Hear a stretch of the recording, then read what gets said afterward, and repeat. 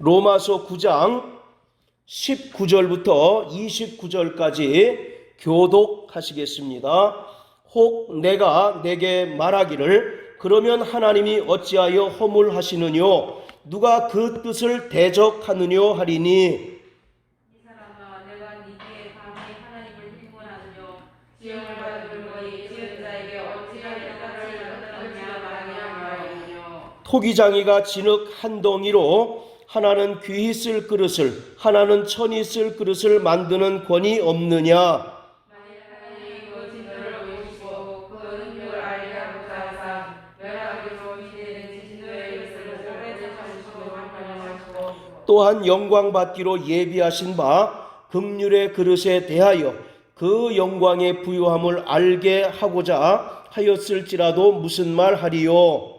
이 그릇은 우리 곧 유대인 중에서뿐 아니라 이방인 중에서도 불신자니라. 호세아 그래도 이르기를 내가 내 백성 아닌 자를 내 백성이라 사랑치 아니한 자를 사랑한 자라 부르리라. 너희는 내 백성이 아니라 한 곳에서 저희가 살아계신 하나님의 하나님의 이름을 얻으리라.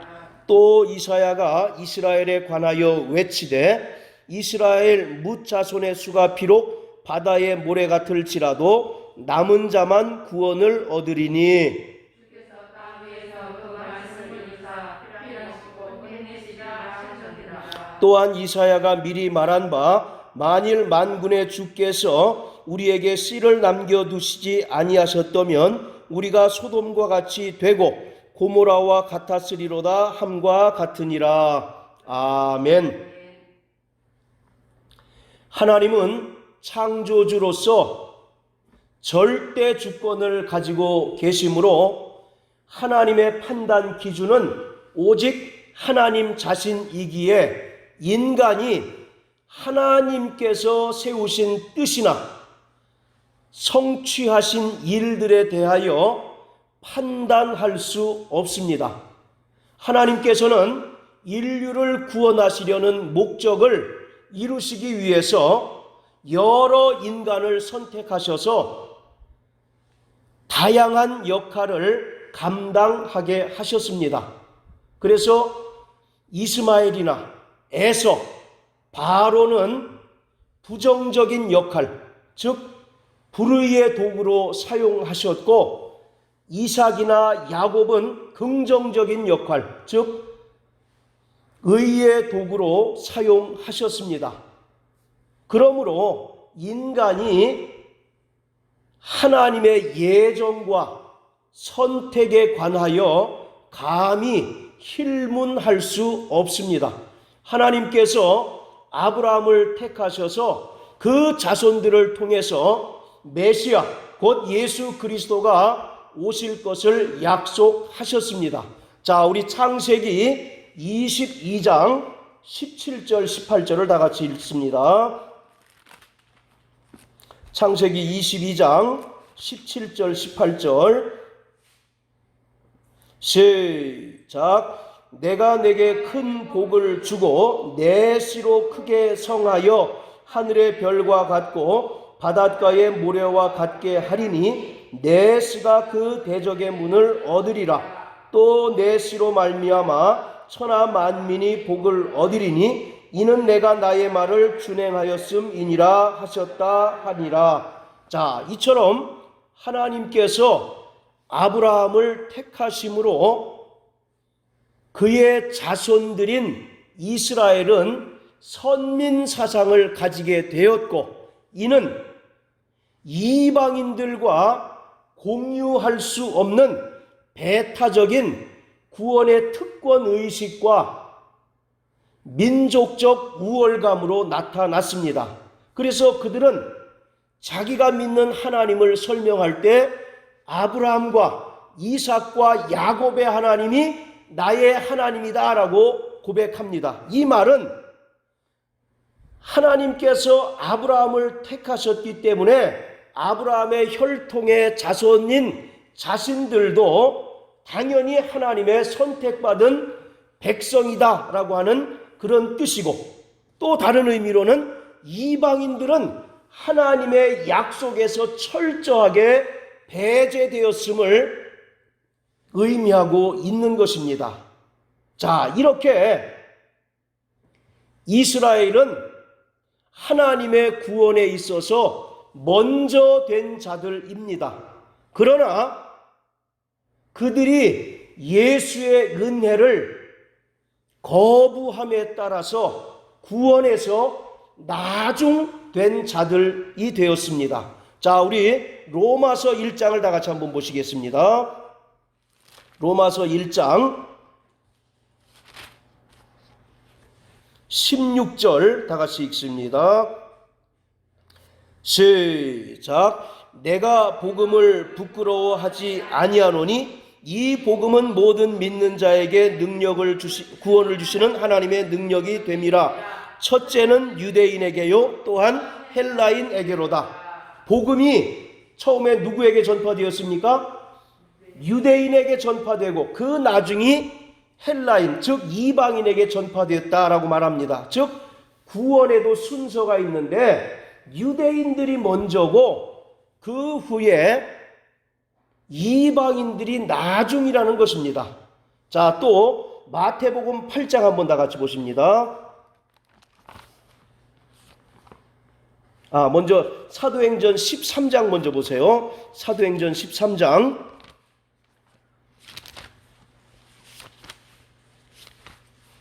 46절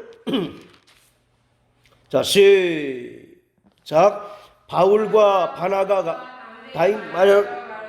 하나님의 말씀을 마땅히 먼저 너희에게 전할 것이로되 너희가 버리고 영생 얻음에 합당치 않은 자로 자처하기로 우리가 이방인에게로 향하노라. 자, 하나님의 말씀인 복음이 먼저 누구에게 전파되는 것이 마땅하다고요? 유대인에게 전파되는 것이 마땅한데 이스라엘이 그것을 버리고 영생 얻음에 합당치 않은 자로 자처하기로, 즉 예수의 은혜를 거부했다는 것입니다. 그렇기 때문에 그 복음이 이방인에게 전파되었다라고 말하고 있습니다. 자, 또 마태복음 8장 12절입니다.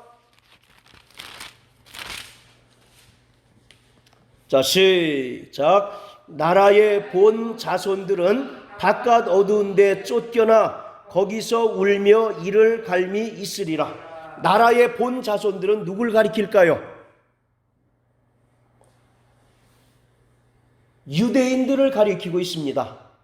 그들이 바깥 어두운 데 쫓겨나 슬피 울며 이를 갈미 있을 것이다 라고 말하고 있습니다. 자, 그리고 또 마태복음 20장, 오늘은 성경을 제법 많이 찾을 테니까 정신을 바짝 차리시고, 마태복음 20장 1절부터 16절까지는 우리가 잘 알고 있는 대로 포도원 품꾼의 비유입니다. 그렇죠? 자, 그런데 16절을 다 같이 한번 읽어보세요. 16절. 자, 시작. 이와 같이 나중된 자로서 먼저 되고 먼저 된 자로서 나중되리라. 이 말씀은 유대인과 이방인의 구원의 순서에 관한 말씀입니다.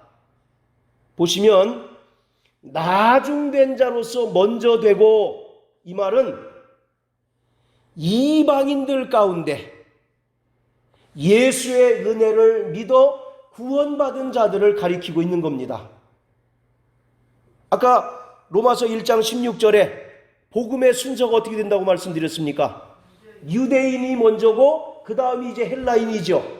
그런데 예수님은 반대로 이야기하고 있어요. 나중된 자로서 먼저 되고, 이 말은 나중이었던 이방인들이 예수의 은혜를 힘입어 구원 얻게 되었다라고 말하고 있습니다. 자, 그렇다면 먼저 된 자로서 나중된 자들은 당연히 누굴 가리키겠어요? 혈통적 유대인들을 가리킵니다. 그들이 아브라함의 혈통적 자손이고 혈통적 유대인인 것은 틀림없지만 예수가 오셔서 복음을 전파했지만 그들은 복음을 거부하고 예수의 은혜를 거부하게 된 것이죠. 그래서 먼저 된 자가 나중되고 나중된 자가 먼저 구원을 받게 되었다라고 말하고 있습니다. 자, 또 로마서 11장 11절 12절 우리 정인함 성도님 찾으셔서 읽어주십시오. 그러므로 내가 말하노니 너희가 넘어지기까지 출적하였느냐 그럴 수 없느니라. 저희 넘어짐으로 구원이 이방인에게 이르러 이스라엘을 시기나게 함이니라. 저희의 넘어짐이 세상의 부요함이 되며 저희의 집회가 이방인의 부요함이 되거든 하물며 저희의 충만함이리요. 예, 여기서 저희는 이스라엘 사람들을 이야기합니다. 그런데 저희가 넘어짐으로 인해서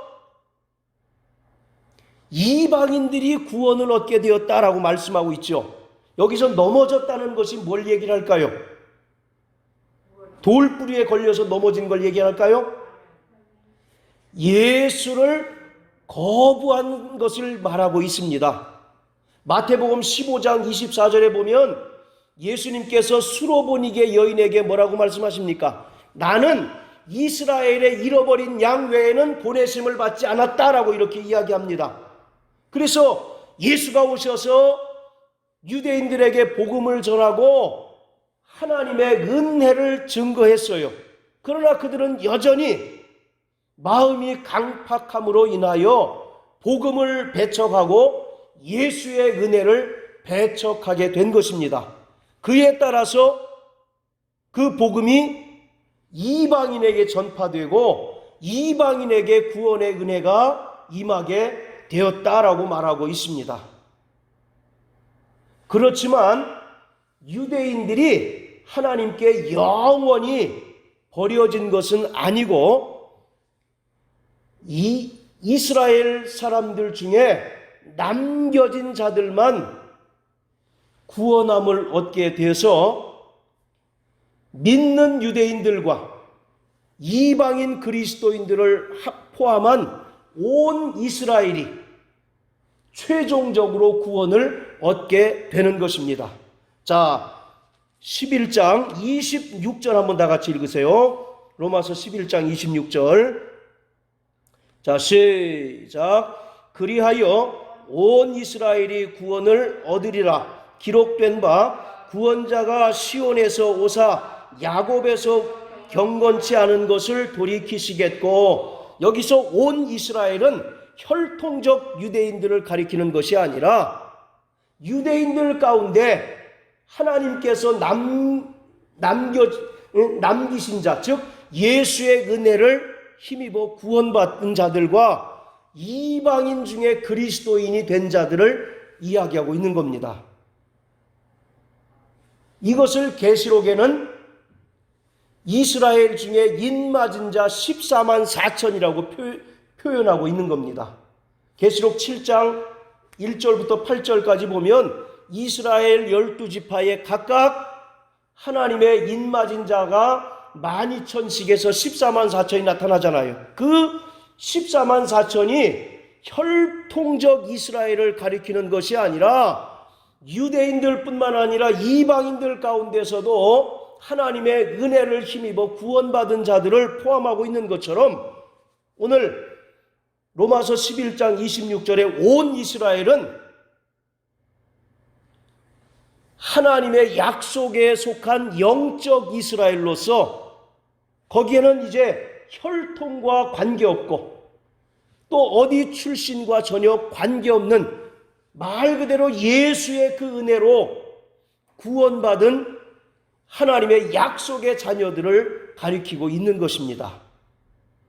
이것이 바울이 말하는 구원의 신비입니다.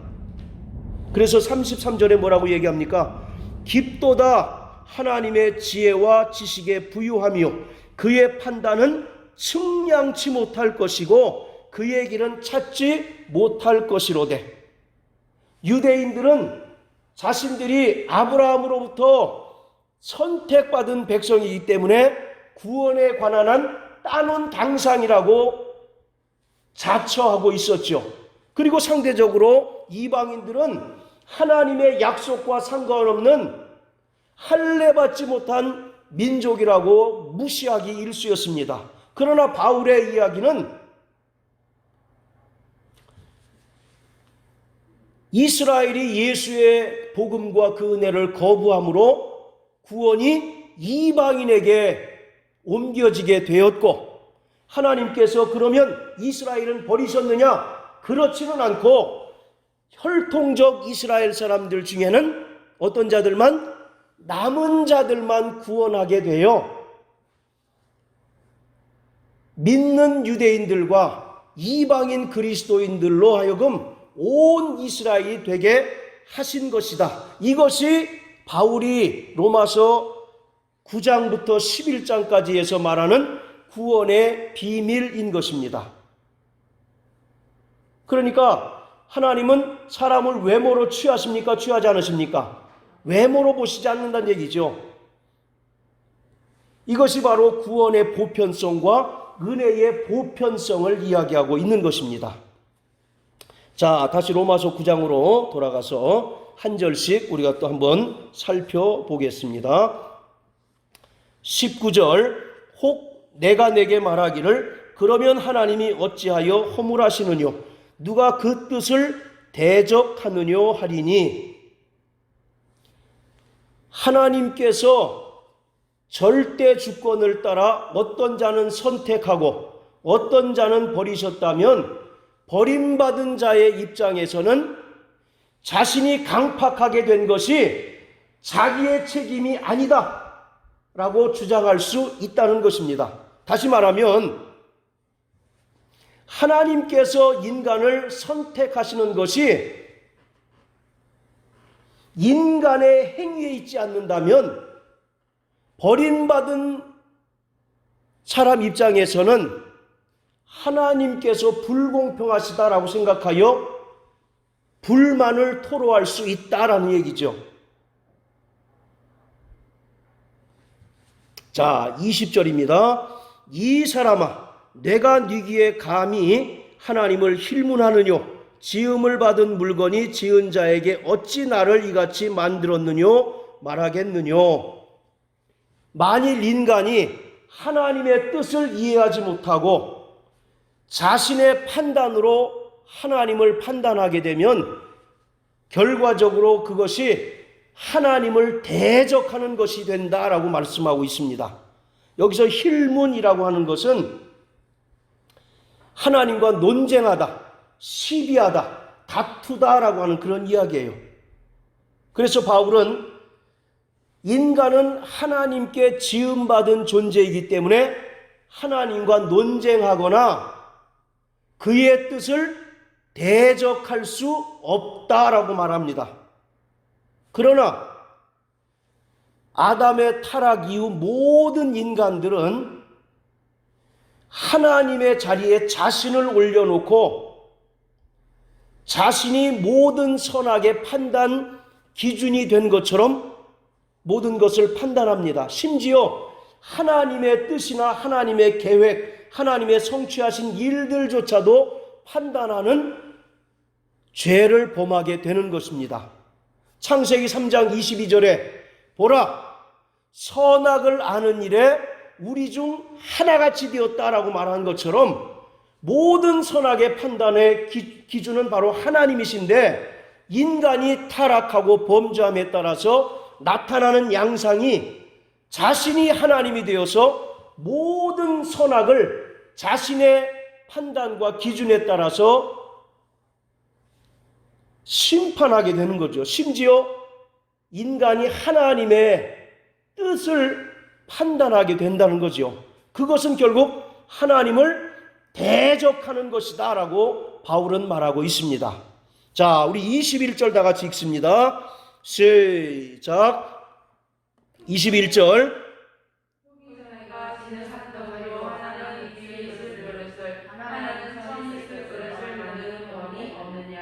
예, 이러한 인간들의 불만을 이미 바울이 예상하고 창조주와 피조물과의 관계, 그리고 하나님의 선택과 인간의 항의를 설명하기 위해서 토기장이의 비유를 사용하고 있습니다. 여기서 토기장이는 당연히 누굴 가리키겠습니까? 하나님을 가리키겠죠. 유대인들에게는 토기장이 그러면 하나님을, 창조주 하나님을 지칭할 정도로 유대인들에겐 굉장히 친근한 이미지입니다. 그래서 구약에 보면 하나님을 토기장이로 비유하는 내용들이 상당히 많이 나옵니다. 자, 그렇다면 그릇은 누구를 가리키겠습니까? 예, 바로 인간들을 가리키겠죠. 그러니까 이 21절에서 바울이 강조하고 있는 것이 뭡니까? 하나님의 고유의 권한에 인간이 감히 침해하거나 간섭할 수 없다. 즉 하나님의 예정과 하나님의 선택은 하나님의, 창조주 하나님의 고유한 권한이기 때문에 인간이 감히 하나님과 그 문제로 논쟁하거나 시비 붙을 수 없다라고 하는 것을 강조하고 있는 겁니다. 자, 그리고 22절, 23절 우리 같이 한번 읽어볼까요? 시작. 만일 하나님이 그 진노를 보이시고 그 능력을 알게 하고자 하사 멸하기로 준비된 진노의 그릇을 오래 참으심으로 관용하시고 또한 영광받기로 예비하신 바 긍휼의 그릇에 대하여 그 영광의 부유함을 알게 하고자 하였을지라도 무슨 말 하리요? 하나님께서 진노의 그릇과 긍휼의 그릇을 예정한 것을 인간이 그 뜻을 판단할 수 없다라는 얘기입니다. 자, 여기서 멸하기로 준비된 진노의 그릇은 구체적으로 누구를 가리킬까요?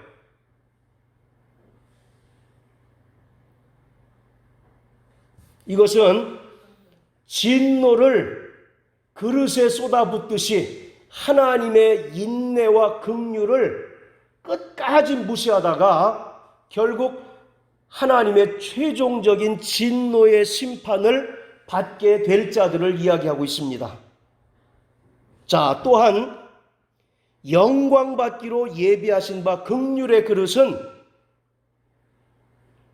하나님의 영광의 풍성함을 알고 하나님 나라의 종말론적인 성취를 경험할 자들, 그들을 가리키고 있습니다. 그러니까 쉽게 얘기해서 진노의 그릇은 예수의 은혜를 받지 못한 자들, 긍휼의 그릇은 그 신분과 혈통과 출신에 상관없이 예수의 은혜를 받음으로 구원받은 하나님의 백성들, 자녀들을 가리키고 있습니다. 자, 그런데 여기서 우리가 깊이 생각해야 될 문제가 있어요.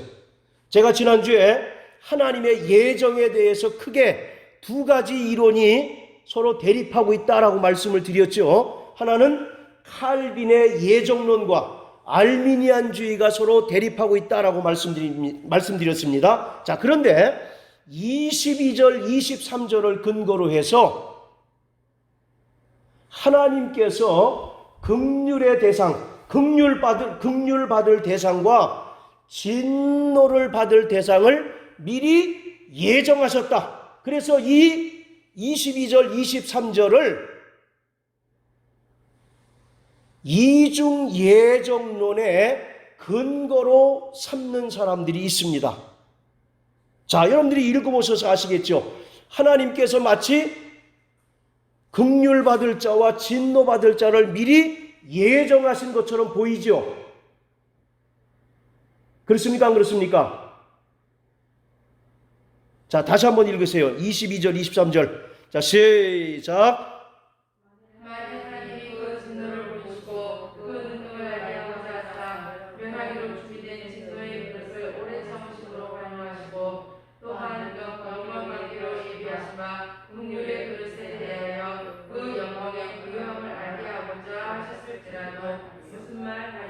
자, 22절에 멸하기로 준비된, 23절에 또한 영광받기로 예비하신 바, 이 말씀에 착안해서 하나님께서 영세 전에 하나님께 긍휼을 받을 자들과 하나님께 진노받을 자를 예정하셨다 라고 이렇게 우리가 받아들일 수 있는 그런 말씀입니다. 그래서 이중 예정을 주장하는 사람들이 이 말씀을 근거로 삼습니다. 이 말씀이 이중 예정론을 지지한다라고 이렇게 주장을 해요. 자, 이중 예정론이 뭐였습니까? 각 개인이 태어나기 전부터 구원받을 자와 심판받을 자가 이미 예정되었다라고 하는 것이 이중 예정론 아니겠습니까? 다시 설명 안 드려도 되겠죠? 예. 자, 그 이론의 근거로 이 말씀을 듭니다. 어때? 여러분들의 생각 어떻습니까? 그런 것 같죠? 멸하기로 준비하셨대잖아요. 그리고 영광받기로 준비된 긍휼의 그릇이 있다. 그래서 하나님께서 이미 구원받을 자와 심판받을 자를 준비하시고 예정하셨다라고 이렇게 이해하기 대단히 쉽습니다. 그러나 자, 지금부터 잘 들으세요. 오히려 이 말씀은 하나님의 구원이 어느 한 집단에게 제한되는 것, 즉 이스라엘의 선민 사상과 같은 구원의 제한성과 편파성을 깨뜨리려는 말씀입니다.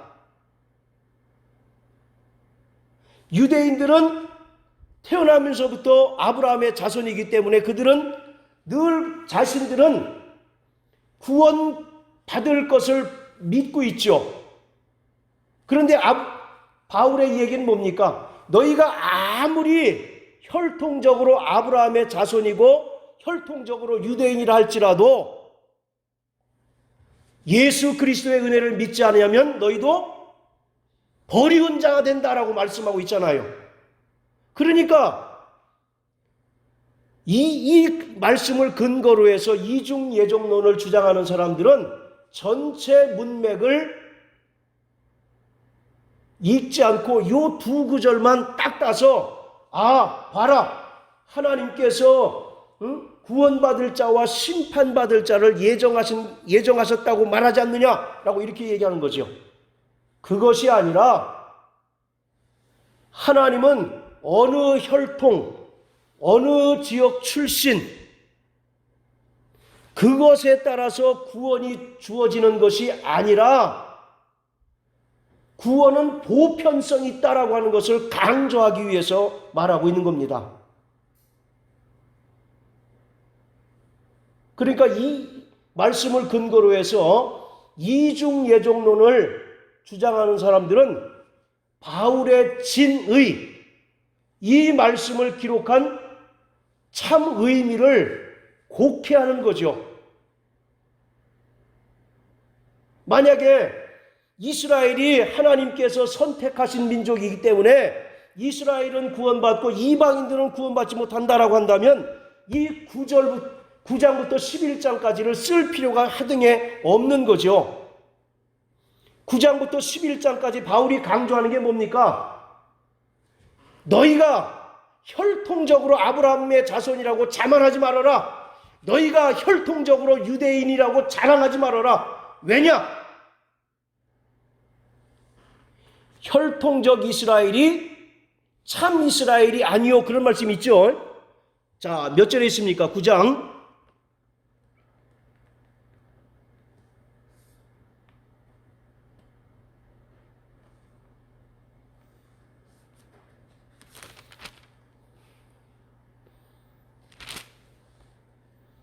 자, 9장 찾아보세요.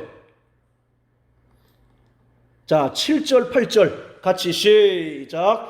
또한 아브라함의 씨가 다 그 자녀가 아니라 오직 이삭으로부터 난 자라야 내 씨로 칭하리라 하셨으니 곧 육신의 자녀가 하나님의 자녀가 아니라 오직 약속의 자녀가 씨로 여기심을 받느니라. 그러니까 아브라함의 자손이라고 자만하지 말라는 거죠. 혈통적 유대인이라고 우리는 구원에 관한 한 따놓은 당상이다 라고 이렇게 생각하지 말라는 거죠. 내가 하나님의 선택받은 민족이기 때문에 구원은 너무나 당연한 것이다 라고 생각하지 말라는 것입니다. 오직 예수 그리스도의 은혜를 믿지 않으면 너희가 아무리 혈통적 유대인이고 아브라함의 자손이라 할지라도 너희도 버리운 자가 된다라고 하는 것을 말하고 있는 겁니다. 그러니까 절대 이 말씀은 칼빈이 주장한 이중 예정론의 근거가 될 수 없어요. 오히려 그 정반대의 이야기를 하고 있는 겁니다. 구원이 어느 한 집단에게 제한된 것이 아니다. 그렇다면 예수가 오실 필요가 있어요, 없어요? 없잖아요. 여러분들 우리 그런 얘기 아시죠? 왕우장상의 씨가 따로 있더냐 그런 말씀 들어보셨죠? 네. 왕우장상의 씨가 따로 있다면 민초들은 늘 그들의 지배 아래서 살 수밖에 없는 그런 불쌍한 인생이 되잖아요. 그러나 왕우장상의 씨가 따로 없다는 거 아니겠습니까? 마찬가지로 구원도 혈통적 아브라함의 자손은 구원은 따놓은 당상이고 이방인들은 하나님의 약속이 없기 때문에 저들은 버리운 자다라고 하는 것은 잘못된 것이다. 너희의 고정관념을 깨뜨려라. 바울이 이야기하고 있는 겁니다. 로마서 2장 11절 하나님은 사람을 외모로 취하지 않으신다라고 말씀하잖아요. 표면적 유대인이 아니고 표면적 할례가 아니라 이면적 유대인이 진짜 유대인이다라고 말씀하지 않습니까? 아무리 할례를 받았다 할지라도 마음의 할례 받지 않은 자는 구원받을 수 없다라고 이렇게 이야기하고 있잖아요. 그래서 이것은 절대 하나님께서 창세 전에 영원 전에 이미 구원받을 자고 심판받을 자를 예정하셨다라고 하는 이야기가 아니라 구원은 어느 집단에 제한되는 것이 아니다. 할렐루야. 구원은 이스라엘 민족에게 제한된 것이 아니다라고 이와 같이 말씀하고 있어요. 구원은 보편성이 있습니다. 할렐루야. 그래서 칼빈이 제한 속죄설을 주장했다고 말씀드렸죠. 그 내용이 뭡니까? 예수 그리스도가 모든 사람을 위하여 죽은 것이 아니라 하나님께서 선택하신 자들만을 위해서 죽었다는 것이 제한 속죄설이잖아요. 그러나 예수 그리스도가 이스라엘 사람들만 위해서 죽었습니까? 아니잖아요. 모든 인류를 위하여 죽으셨고 그리고 자기의 자유의지로 그 은혜를 수용하면 구원받고 하나님의 자녀가 되듯이 구원은 제한이 없습니다. 구원은 편파적이질 않아요. 누구든지 그리스도 예수를 믿는 자가 구원 얻게 되는 겁니다. 할렐루야. 아무리 내가 아브라함의 씨로 태어났다 할지라도 그가 예수의 은혜를 받지 않으면 그는 버리운 자가 될 수밖에 없다. 그래서 절대적으로 이 22절, 23절은 칼빈의 이중 예정론을 지지하는 성경 구절이 아니라 오히려 그 반대의 경우라고 하는 것을 우리에게 잘 설명해 주고 있습니다. 자, 이해하셨으면 아멘 하세요. 아직 아니까리 하시죠? 하나님께서 뭘 예정하신 겁니까? 영광 받기로 예비된 자들하고 진노 받기로 준비된 자들의 그 기준은 뭐예요? 예수 그리스도죠. 그래서 예수 그리스도를 믿느냐 믿지 않느냐에 따라서 하나님께서 그걸 예정하셨다는 것, 즉 하나님께서 예수의 은혜를 예정하셨다는 것이지 구원받을 자고 심판받을 자를 미리 예정하셨다라고 하는 것이 결코 아니다라는 것입니다. 자, 이해하셨으면 아멘 하십시오. 예. 자, 24절. 이 그릇은 우리니 곧 유대인 중에서뿐 아니라 이방인 중에서도 부르신 자니라. 자, 24절에서 이 그릇은 23절에 두 개의 그릇이 있는데 어떤 그릇을 얘기를 할까요? 진노의 그릇을 가리킵니까? 긍휼의 그릇을 가리킵니까? 그렇죠. 긍휼의 그릇을 가리키는 거예요. 그리고 그 긍휼의 그릇은 유대인들만 해당되는 것이 아니라 이방인 중에서도 부르신 자들, 그러니까 이게 예정론을 지지하는 성경 구절이 아니다라고 하는 것이 24절을 통해서 분명히 알 수가 있는 것이죠. 유대인들 보기에 이방인들은 하나님의 약속과 철저하게 배제된 자들 아닙니까? 그래서 저들은 할례 받지 못한 민족이요, 또 개 취급을 당했잖아요. 예수님께서 수로보니게 여인에게 뭐라고 말씀하십니까? 올소이다마는 개들도 그 주인의 상에서 떨어진 부스러기를 먹습니다라고 얘기하잖아요. 즉 그 말은 뭐예요? 이방인들을 뭐 취급하는 겁니까? 개 취급하는 거예요. 개. 그만큼 유대인들의 그 선민 사상이 철저하게 이방인들을 무시하게 되고 개 취급을 하게 되는 겁니다. 이처럼 이방인들은 하나님의 약속과 철저히 배제된 자들이지만 이방인들이 구원을 받게 되네. 이방인들이 하나님의 은혜를 통해서 구원받게 되는 거예요. 이것은 우연히 이루어진 것이 아니라 긍휼이 풍성하신 하나님께서 선택하신 예정하신 일이다라는 것입니다. 그리고 그 근거를 25절부터 29절까지 호세아 선지자와 이사야 선지자의 그 글을 통해서 성경적으로 입증하고 있습니다. 그러니까 긍휼의 그릇은 유대인들뿐만 아니라 이방인 중에서도 믿음으로 의롭게 된 모든 자들을 이야기하고 있는 겁니다. 그러니까 우리는 진노의 그릇입니까? 긍휼의 그릇입니까? 할렐루야. 자, 25절, 26절 같이 한번 읽습니다. 시작. 내 백성이라 사랑치 아니한 자를 사랑한 자라 부르리라. 너희는 내 백성이 아니라 한 그곳에서 저희가 살아 계신 하나님의 아들이라 부름을 얻으리라 함과 같으리라. 자, 여기 표시해 놓으시고 호세아서 1장 한번 다 같이 보십니다.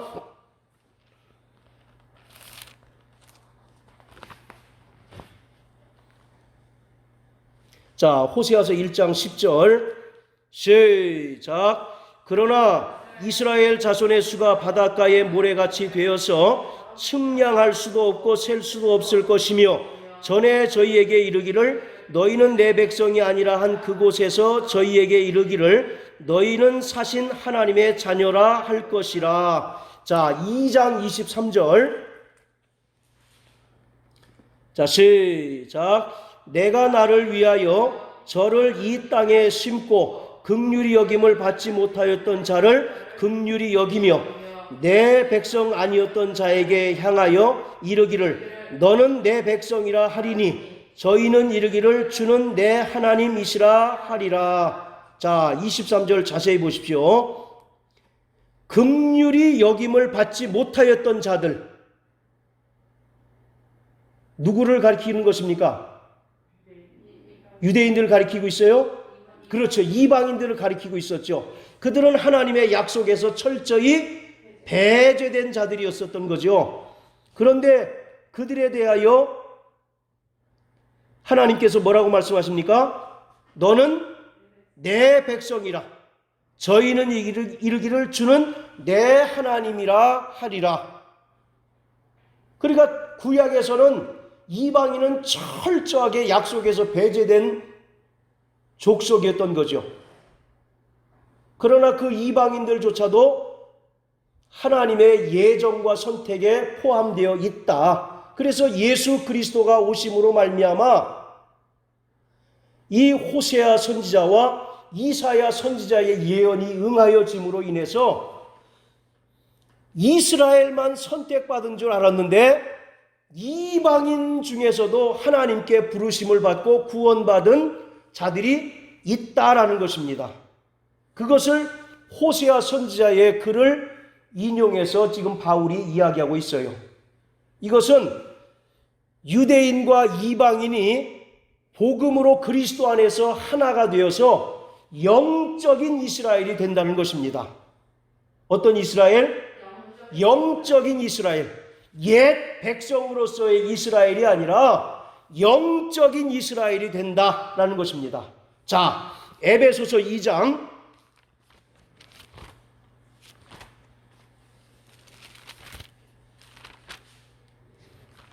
자 11절 12절 우리 김형미 집사님 읽어주십시오. 그러므로 생각하라. 너희는 그때 육체로 이방인이요 손으로 육체에 행한 할례당이라 칭하는 자들에게 무할례당이라 칭함을 받는 자들이라. 그때에는 너희는 그리스도 밖에 있었고 이스라엘 나라 밖에 사람이라. 약속의 언약들에 대하여 외인이요 세상에서 소망이 없고 하나님도 없는 자이더니. 자 13절까지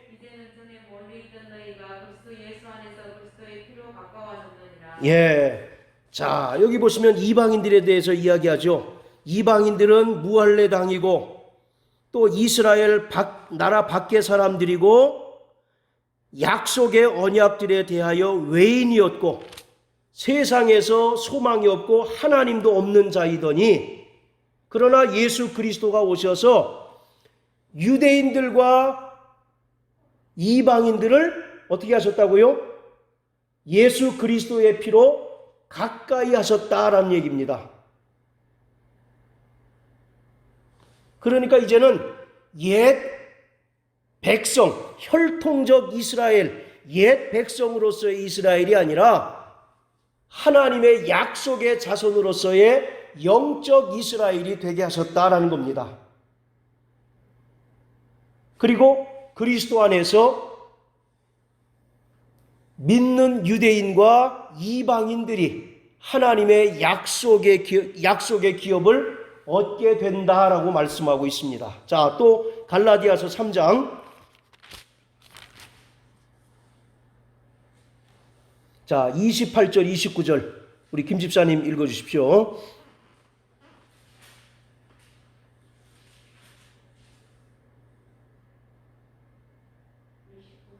28, 29 너희는 유대인이나 헬라인이나 종이나 자유자나 남자나 여자 없이 다 그리스도 예수 안에서 하나이니라. 너희가 그리스도께 속한 자면 곧 아브라함의 자손이요 약속대로 유업을 이을 자니라. 아멘. 자, 그리스도 안에서 유대인, 이방인 구별이 있습니까? 없습니까? 없어요. 복음으로 하나가 된 거예요. 하나님 은혜 안에서 하나가 됐습니다. 그리고 29절에 너희가 그리스도께 속한 아브라함의 자손이 되었기 때문에 약속대로 하나님의 나라를 상속받게 될 것이다. 할렐루야. 그러므로 그리스도 안에서는 혈통이나 민족적 구분 이런 것이 있습니까? 없습니까? 누구든지 그리스도 예수 안에 들어오면 하나님의 약속의 자녀가 될 것이고 또 영원한 하나님의 나라를 상속받는 하나님의 후사가 될 것이다. 자, 다시 로마서 9장으로 돌아갑니다. 자, 27절부터 29절까지 우리 같이 한번 읽습니다. 시작. 또 이사야가 이스라엘에 관하여 외치되 이스라엘 뭇 자손의 수가 비록 바다의 모래 같을지라도 남은 자만 구원을 얻으리니 주께서 땅 위에서 그 말씀을 이루사 필하시고 끝내시리라 하셨느니라. 또한 이사야가 미리 말한 바 만일 만군의 주께서 우리에게 씨를 남겨두시지 아니하셨다면 우리가 소돔과 같이 되고 고모라와 같았으리로다 함과 같으리라. 자, 그 위에서 호세아는 그리스도 예수 안에서 이방인과 유대인의 구별이 없이 다 하나님의 자녀가 될 것이다 라고 말씀을 드렸죠. 자, 그렇다면 27절부터 이사야의 예언을 인용하면서 그렇다면 혈통적 유대인들이 다 구원받는 것이냐? 그거는 아니란 얘기죠. 이스라엘 중에 누구만 구원받는 거라고요? 27절에 자, 27절 다시 읽으세요. 자, 시작.